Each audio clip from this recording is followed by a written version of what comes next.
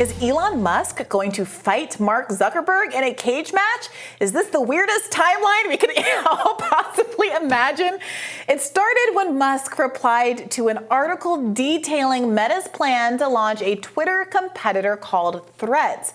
Now, Musk wrote, quote, "I'm sure Earth can't wait to be exclusively under Zuck's thumb with no other options. At least it will be sane." Was worried there for a moment.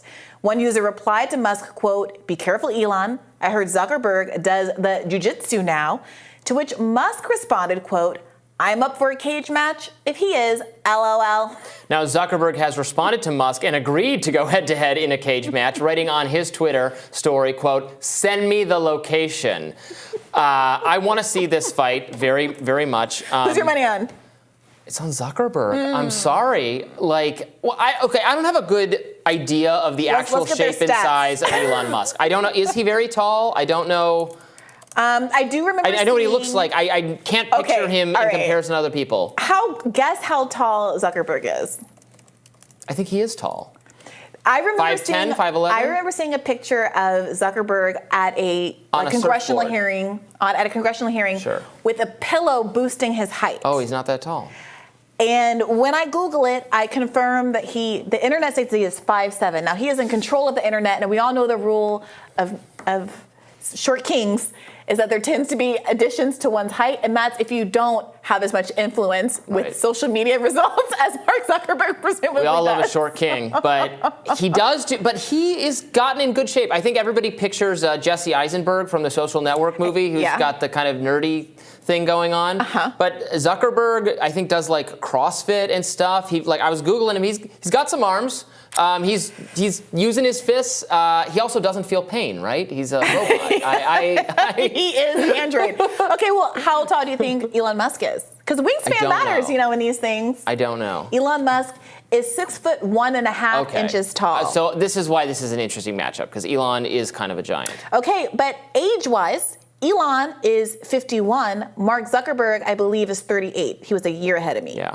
Okay. Yeah. So maybe not be 39. So that is a clear advantage in terms of potentially stamina. He does jujitsu. You need some training you can't just be you have to know how to throw a punch. You need to know how to do your fists a certain way so you don't hit your thumb when you go to hit somebody, because that hurts. I feel like this could be less of a kind of a cockfight situation and more of one of those puppy Super Bowl situations, where they just let the ball on the field. I don't and usually watch around. the Super Bowl. Do they make the puppies fight to the death? I think it could just be two ineffectual people flailing at each other. I would like them to use swords.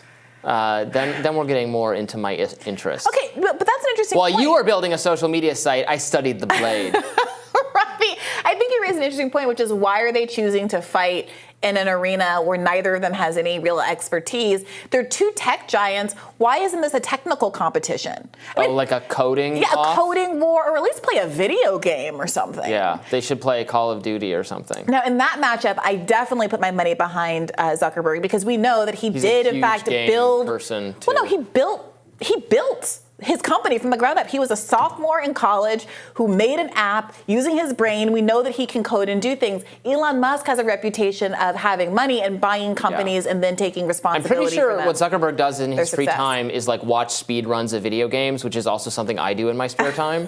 So maybe I'm just more partial to Zuckerberg. Well, maybe we should just for a second about the underlying issue here. Elon Musk is mad about having a competitor. We saw this happen. This is why we don't have any more Twitter files. It was because he got so mad at Matt Taibbi for using Substack, and Substack was innovating some new aspect of their interface that he saw as competitive with Twitter. So he shut down this all-important, I think genuinely important journalistic enterprise because of his personal frustration with Matt Taibbi for using a site that he perceives to be competitive with his own.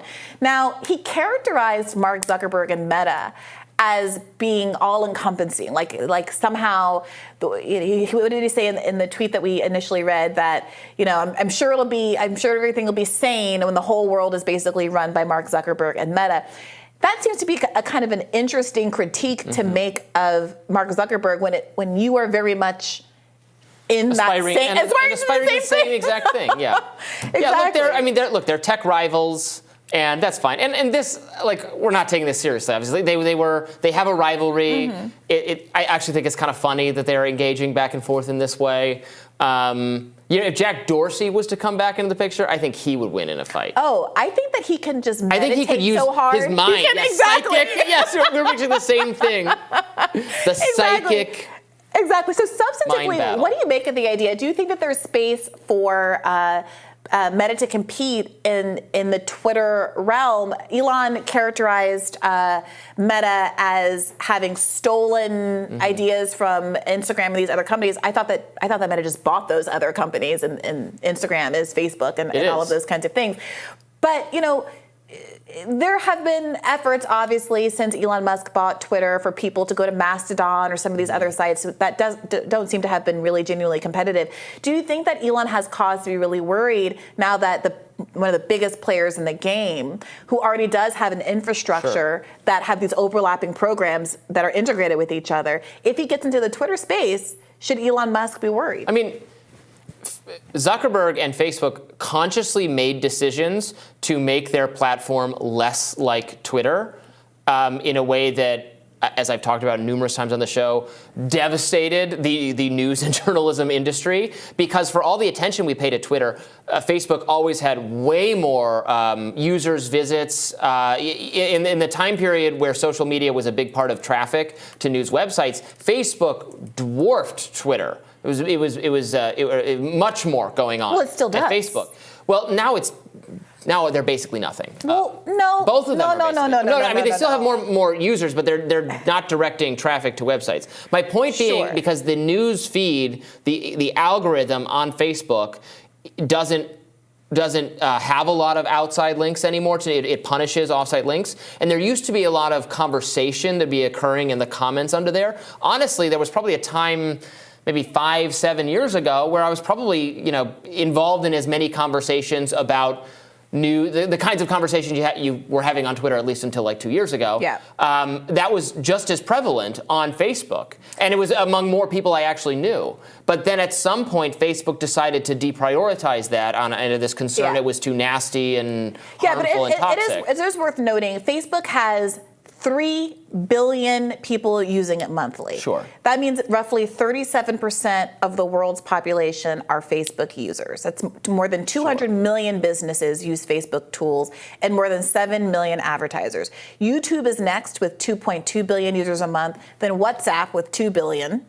Instagram with 2 billion, WeChat 1.26 billion, TikTok 1 billion. Notice we haven't gotten to Twitter yet. Yeah. Weibo, 573 million, something called QQ, I've never heard of, with 500,000. And Telegram, 500,000. Snapchat, 500,000. I'm still not down to Twitter. I remember reading a stat about here we go. Twitter down here at number 14 with 238 million monthly users. Yeah, it's always been emphasized, the importance of Twitter, because it's the preferred social media site of elite policy makers and journalists themselves. Now, I will say, though, counting active users here, I guess I would, I would count as an active user of Facebook, because like the photos I post to Instagram are automatically reposted onto Facebook, but I haven't shared a piece of content or made a comment or do anything other than, once a month I might open the app, scroll through it, like a photo of my nieces and nephews, and like that. I'm not using it in any meaningful or constructive way. It's not just Facebook, it's Instagram. Mark Zuckerberg owns Instagram. I use Instagram every single day, and my Instagram posts automatically push to Facebook. So but is not he going to be able? Twitter sort of way. But is he going to be able to continue to use that infrastructure, which is unparalleled in people's desire to have integration between these apps, to push Twitter out and to kind of enter into the market with more of a market share than some of these other Mastodon type places where you're needing to sign up for something from scratch, as opposed to saying, here's a prompt where you already have all my information. Let me auto-populate this new universe and have all of the connections with all of my friends and all of the stuff pre-existing. Yeah, I think it would be great to see these companies compete for users. A competition would be good, and offer the best platform that is user intuitive and lets users have control of their experience in terms of moderation, and has commitments maybe to free speech that are actually honest and followed through on. Compete on all those grounds while offering privacy. Do it all right and be the better experience and site that offers that. that would be great. So I'm loving to see this battle, not just the actual fist fight they might have, but the battle to make a better a race to the top. Site. Love to see it. That would be great. All right, tomorrow, Jessica Burbank and Amber Athey will take the reins for Friday's show. Stay tuned for that. Be sure to like, share, and subscribe so you never miss any of this gripping content. And for those of you who like to listen while you're on the go, you're now available anywhere you listen to podcasts. Have a good weekend. Bye-bye.